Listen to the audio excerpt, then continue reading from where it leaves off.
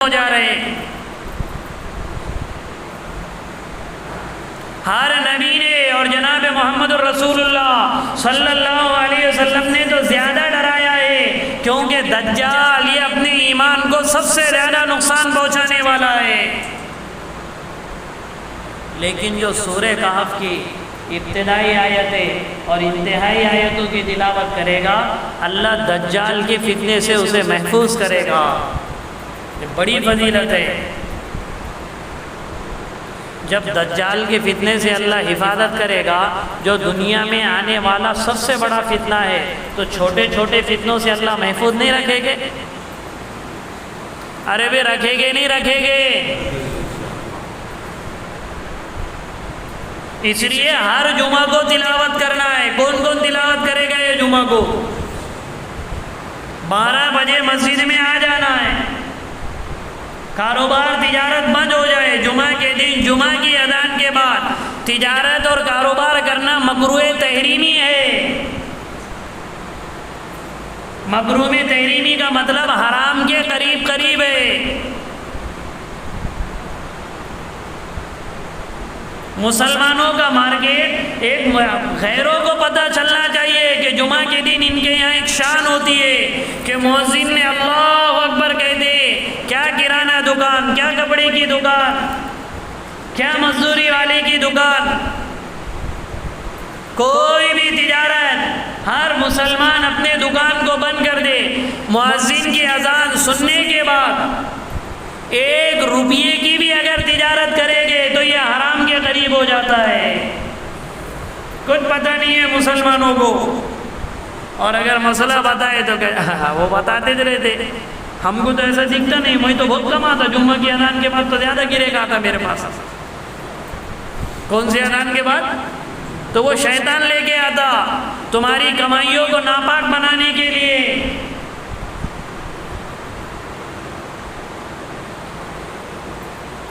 تو جمعہ کی اذان سے پہلے مسجد میں آ جائے، غیروں کو بھی پتہ چلے کہ ارے آج جمعہ کا دن ہے۔ مسلمان اذان سے، صحابہ کرام فجر کی نماز کے بعد سے ہی جمعہ کے اہتمام میں، کوئی 9 بجے آتا، کوئی 10 بجے آتا، کوئی ایک منزل پڑھنے کا اہتمام ہوتا۔ ایک منزل سے مراد 7 پارے۔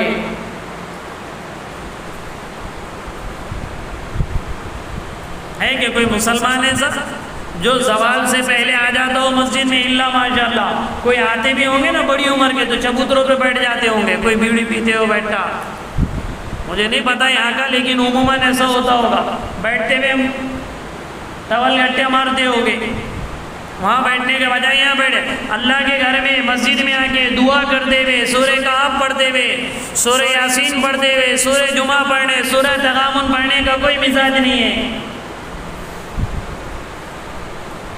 گھر میں فتنے، محلے میں فتنے، گاؤں میں فتنے، پورے عالم میں فتنے، خود فتنے میں مبتلا۔ اس فتنے کا علاج اللہ سورہ کہف پڑھنے میں بتا رہے، وہ نہیں کرے گا، دنیا کے سارے مسئلے نکالے گا، لیکن سورہ کہف نہیں پڑھے گے۔ اس لیے اس کا معمول بناؤ، دیکھو اللہ فتنوں سے کیسا بچائے گے۔ اس لیے ہر جمعہ کو پڑھیں گے نا انشاءاللہ۔ 4 جمعہ آئیں گے یہ مہینے میں، وہ چاروں جمعہ وہ آئندہ آ کر میں پوچھوں گا کس نے چاروں جمعہ لگاتار سورہ کہف پڑھی۔ قرآن شریف کس کو آتا ذرا ہاتھ اٹھاؤ، کیسا بھی ٹٹکا پھٹکا، ماشاءاللہ۔ اس لیے ہر جمعہ کو امام صاحب ان کو پوچھنے کا اعلان کر کے، مولانا سورہ کہف جس نے نہیں پڑھی تو جمعہ کے دن نماز کے بعد تو کم از کم پڑھ لینا۔ اللہ فتنوں سے محفوظ رکھے۔ کتنا ٹائم جائے گا؟ اگر ہر جمعہ کا معمول بنائیں گے نا تو 15 سے 20 منٹ لگے گے آپ کو۔ پہلے آپ کو یہ آدھا گھنٹہ، چونکہ آدھا پارے کا ہے سورہ کہف، آدھا گھنٹہ لگے گا، پونا گھنٹہ لگے گا۔ موبائل کھول کر بیٹھا آدمی تو 1 گھنٹہ دیکھے تک گزر جاتا۔ اس لیے یہ سورہ کہف کے فضائل ہے، اللہ فتنوں سے محفوظ رکھتے، 8 دن تک اللہ نورانیت دیتے، دجال کے فتنوں سے اللہ محفوظ رکھے گے۔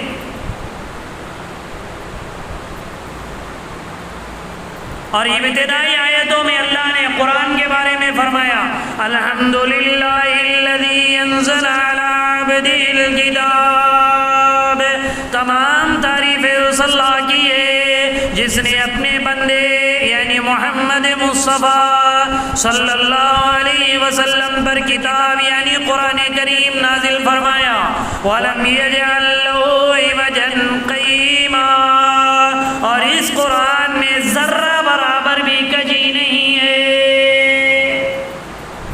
لچک نہیں ہے قرآن میں، ٹیڑھا پن نہیں ہے، لا ریب فیہ، اللہ کا قرآن اس میں ذرہ برابر شک نہیں ہے،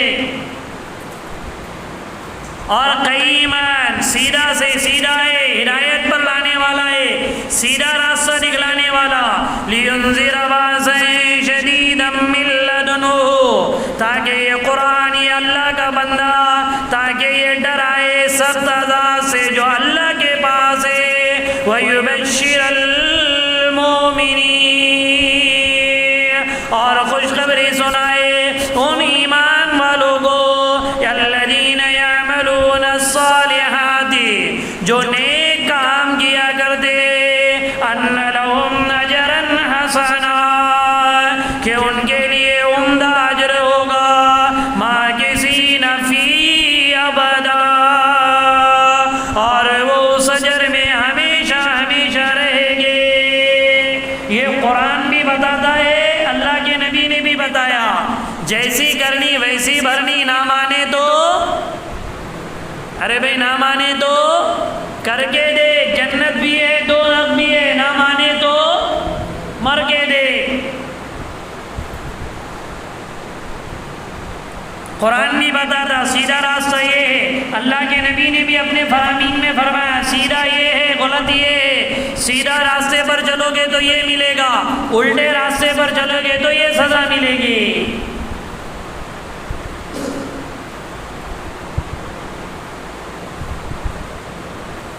اور جنت اور جہنم دو تو ہے ہی۔ اور قریش مکہ کی ایک بات بتائی اللہ نے آگے، قریش مکہ نعوذ باللہ کہتے تھے فرشتے ملائکہ یہ اللہ کی بیٹیاں ہیں، یہودی کہتے تھے عزیر اللہ کے بیٹے ہیں، کیونکہ 100 سال کے بعد اللہ نے اٹھایا تھا ان کو، کتنے سال کے بعد؟ 100 سال تک سلا دیا، ان کے گدھے کو بھی یعنی خچر کو کھانے کو بھی، اور ان کو بھی کتنے سال تک؟ 100 سال کے بعد ان کو اٹھایا، گدھا تو پورا ختم ہو گیا، اور 100 سال تک کھانے کو بھی اللہ نے خراب نہیں کیا۔ جو توشہ لے کر چلتے نا سفر میں، صبح سے شام ہو گئی تو بو آ جاتی ہے کھانے میں، اللہ نے کتنے سال تک محفوظ رکھا؟ لم یتسنہ، تیسرے بارے میں جب یہ اٹھ کر آئے 100 سال کے بعد تو یہود کہنے لگے اللہ کا بیٹا ہے، عیسائی حضرت عیسیٰ علیہ السلام کو کہنے لگے یہ اللہ کا بیٹا ہے، کیونکہ بغیر باپ کے اللہ نے بی بی مریم سے پیدا کیا۔ اور قریش مکہ کہنے لگے نعوذ باللہ فرشتے اللہ کی بیٹیاں ہیں، اولاد ہیں۔ اتنے بڑے بہتان سے اللہ نے ڈرایا وَيُنذِرَ الَّذِينَ قَالُوا اتَّخَذَ اللَّهُ وَلَدًا، اور یہ ڈراتا ہے ان لوگوں کو جو یہ کہتے ہیں نعوذ باللہ اللہ کی اولاد ہے، مَا لَهُم بِهِ مِنْ عِلْمٍ وَلَا لِآبَائِهِمْ، اور یہ بات کہنے میں نہ ان کے پاس کوئی دلیل ہے، نہ ان کے باپ داداؤں کے پاس کوئی دلیل ہے۔ کبرت کلمتاً تخرج من افواہہم، یہ بڑی بھاری بات ہے جو ان کے منہوں سے نکل رہی ہے، انہیں شرم بھی نہیں آ رہی کہ اللہ پر اتنا بڑا جھوٹ کرے۔ یقولون الا کذبا، یہ تو جھوٹ ہی کہہ رہے۔ نعوذ باللہ عزیر بھی اللہ کے بیٹے نہیں ہے، وہ اللہ کے نبی ہے۔ عیسیٰ علیہ السلام بھی اللہ کے بیٹے نہیں ہے، وہ اللہ کے نبی ہے۔ ملائک اور فرشتے یہ اللہ کی بیٹیاں نہیں ہے، یہ اللہ کی مخلوق ہے۔ کیا صبر آتا اللہ کو، کیا صبر ہے اللہ کو، کیا بردباری ہے اللہ کی۔ اتنا بڑا بہتان ماننے کے بعد بھی اللہ نے برباد نہیں کیا۔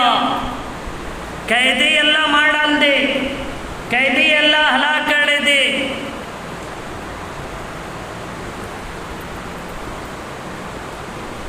یہ کہہ رہے اور اللہ کے نبی انہیں سمجھا رہے، ارے بابا تم یہ غلط کہہ رہے۔ ان کو ہدایت پر لانے کی، ان کو سمجھانے کی فکر، اور یہ سمجھاتے سمجھاتے اللہ کے نبی ایسے ہو جاتے کہ بعد مرتبہ جان جانے تک کی باری آتی۔ ہم کسی کو نہیں کہتے یار اتنا کیا کوڑا، مر جائیں گا، ختم ہو جائیں گا۔ کوئی آدمی کھیتی میں اگر لگ جائے اور سارا کھیت بس دن رات ایسا کرے، گھٹنے دکھ رہے، آنکھیں ختم ہو گئی، کان ختم ہو جا رہے، پھر بھی کھیتی، تو کیا کہتے ہیں یار کام کرتے کرتے مر جائیں گا کیا؟ ارے بھائی بولتے نہیں بولتے؟ ایسے کوئی آدمی سالانہ وقت برابر لگاتا رہے، 3 دن لگاتا رہے، تقاضوں پہ چلتا رہے، تو کیا کہتے اٹھا کے چھوٹا وہی کام ہے کہ تیرے پاس؟ جناب محمد رسول اللہ صلی اللہ علیہ وسلم چونکہ اس امت کی ہدایت کے حریص تھے، آپ امت کی ہدایت کے معاملے میں لالچ تھے کہ یہ جو جن کے بارے میں اللہ نے کہہ دیا ان کے دلوں پہ مہر لگ گئے، تب بھی اللہ کے نبی ان کے ہدایت یہ سوچتے تھے دعوت دیتے ہوئے کہ اللہ ان کو ہدایت دے گا۔ ابو جہل، ابو لہب، عتبہ، عقبہ، نبی، منبع، نضر ابن حارث، شیبہ، ابن ابی معیط، یہ وہ بڑے بڑے گرو گنڈال تھے جن کے بارے میں اللہ نے قرآن میں کہا ختم اللہ علی قلوبہم، ہم نے ان کے دلوں پہ مہر لگا دی۔ اب یہ ہدایت پر آنے والے نے تب بھی اللہ کے نبی ابو جہل کو پر بھی محنت کر دے، جن کے بارے میں یہ ہو گیا یہ ہدایت پر نہیں آئے گے۔ اب میں اور آپ دیکھیں کہ اپنے میں کتنے ایسے مسلمان ہیں جن کا ہم کو بھی پتہ نہیں ہے کہ یہ ہدایت پر آئے گے نہیں آئے گے۔ مسلمان تو ہے، ایمان والے، پھر بھی ہم کتنی محنت ان کے اوپر کرتے ہیں، اور جو محنت کرنے والے ہیں ان کے عیب جوئی کرتے ہیں۔ کیا گھڑی گھڑی ملاقاتوں کو آ رہے، کیا اٹھے کے چھوٹے 4 مہینے کر رہے، خالی فجر تو نہیں ہو رہی بولے اس کی، خالی سنتیں تو نہیں چھوڑا ہو، سنتیں تو چھوڑا ایسے، دکان پہ کون جائے گا، کھیتی کو کون سنبھالے گا؟ جبکہ اللہ نے دعوت کے کام میں ہدایت اللہ نے چھپائی ہے، جو وقت لگائے گا، محنت کرے گا، بار بار جائے گا، اللہ اس کے لیے ہدایت کے دروازے کھولے گا، یہ یقینی بات ہے۔ اور جن کی ہدایت مقدر نہیں ہے وہ یقینی تھی، پھر بھی اللہ کے نبی ان کے بارے میں کرتے تھے۔ تو اگلی آیت میں اللہ کے نبی کو تسلی دی اللہ نے، فَلَعَلَّكَ بَاخِعٌ نَفْسَكَ عَلَىٰ آثَارِهِمْ إِن لَّمْ يُؤْمِنُوا بِهَٰذَا الْحَدِيثِ أَسَفًا۔ اے نبی جی اگر یہ اس قرآن پر ایمان نہ لائے تو کیا آپ پچھتا پچھتا کر ان کے پیچھے لگ کر اپنی جان ہلاکت میں ڈال دیں گے۔ آپ ان کے پیچھے پڑ کے مرو مت۔ ہے دنیا میں ایسا مائی کلال جو کسی کی ہدایت کی اتنی فکر کرتا ہو؟ ارے ہے کوئی محلے بستی میں ایسا جو کڑتا ہو، فکر کر دو یہ بھی نمازی بن جائے، یہ بھی سنتوں پہ عمل کرنے والا بن جائے، یہ بھی اللہ کے گھر کو آباد کرنے والا بن جائے، اس کا گھر بھی جنت کا نمونہ بن جائے؟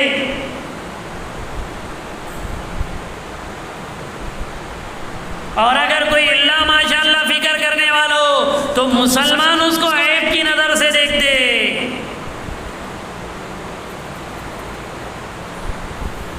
جبکہ یہ عین سنت ہے نبی کی، ایک دوسرے کی فکر کرنا۔ یہ تو دعوت کی مبارک محنت اللہ نے چلائی ہے، ورنہ کوئی کسی کا پرسان حال نہیں ہوتا۔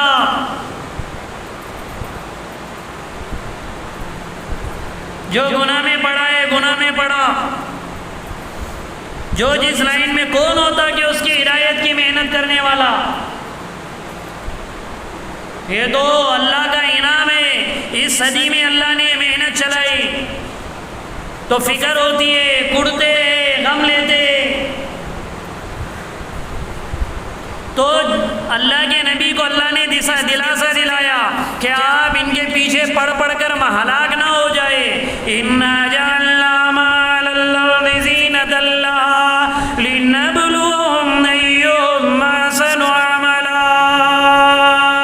جو زمین کے اوپر زیبائش کی چیزیں ہم نے بنائی ہے وہ اس وجہ سے تاکہ ہم ان انسانوں کو آزمائے، ایہم احسن عملا، کون اچھا عمل کر کے ہمارے پاس آتا ہے۔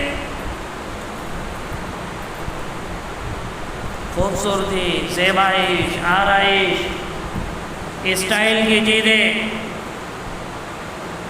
اور یہ زمین کی خوبصورتی، آسمان اور زمین کی خوبصورتی، سرسبزی اور شادابی، مخلوقات کا پیدا ہونا، یہ سب اللہ نے انسانوں کے لیے بنائے۔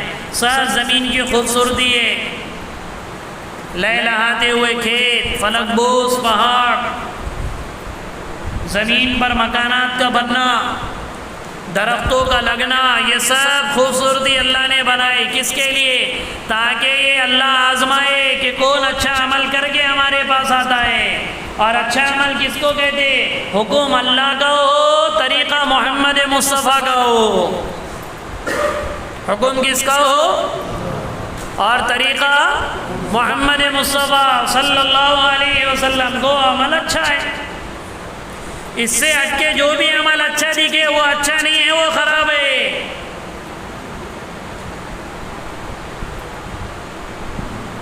اور پھر ایک وقت آئے گا وَإِنَّا لَجَاعِلُونَ مَا عَلَيْهَا صَعِيدًا جُرُزًا، صاف ملیا میٹ اللہ کر کے رکھ دے گے۔ جتنی خوبصورتی دنیا میں نظر آ رہی ہے، جتنی ریل پیل نظر آ رہی ہے، سب چٹیل میدان اللہ بنا دے گے۔ یعنی کیا آ جائے گی؟ قیامت آ جائے گی۔ یہ 8 آیتوں میں اللہ نے کفر اور شرک کے خاتمے کی بات کی، توحید کی بات کی، اچھے اعمال کی بات کی، قرآن کی حقانیت کی بات کی۔ ان آیتوں کے بعد اب اللہ نے آگے اصحاب کہف کا واقعہ شروع کیا۔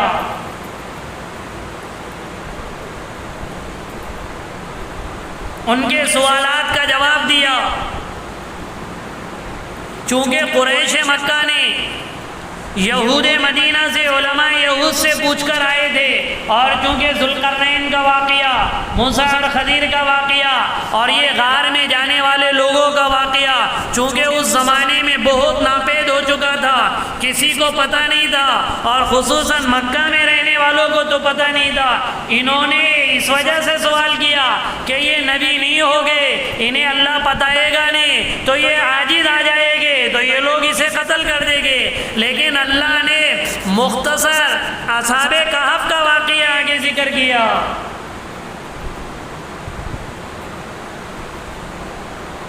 اصل میں یہ بات ہے، بعض لوگوں نے کہا عیسیٰ علیہ السلام سے پیدا ہونے سے پہلے، اور بعض لوگوں نے کہا جناب محمد الرسول اللہ صلی اللہ علیہ وسلم کی پیدائش سے 350 سال پہلے کا واقعہ ہے، اور بعض لوگوں نے کہا 30ویں صدی کا، بعض نے کہا 3ری صدی کا۔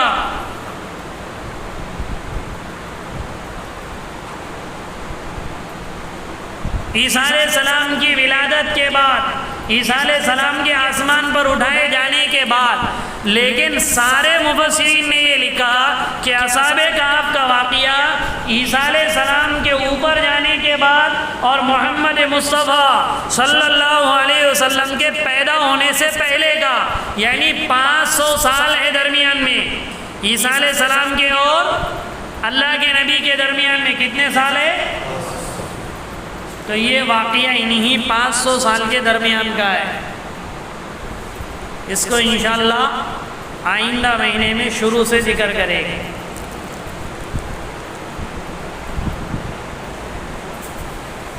اللهم لك الحمد كله ولك الشكر كله ولك الثناء كله بيدك الخير كله إنك على كل شيء قدير اللهم صل على سيدنا محمد وبارك وسلم اللهم اهدنا واهد بنا واهد الناس جميعا اللهم اكفنا بحلالك عن حرامك وأغننا بفضلك عمن سواك اللهم ألهمنا مراشد أمورنا وأعذنا من شرور نفوسنا ومن سيئات أعمالنا اللهم إنا نعوذ بك من الفتن ما ظهر منها وما بطن وصلى الله تعالى على خير خلقه محمد وعلى آله وأصحابه أجمعين برحمتك يا أرحم الراحمين۔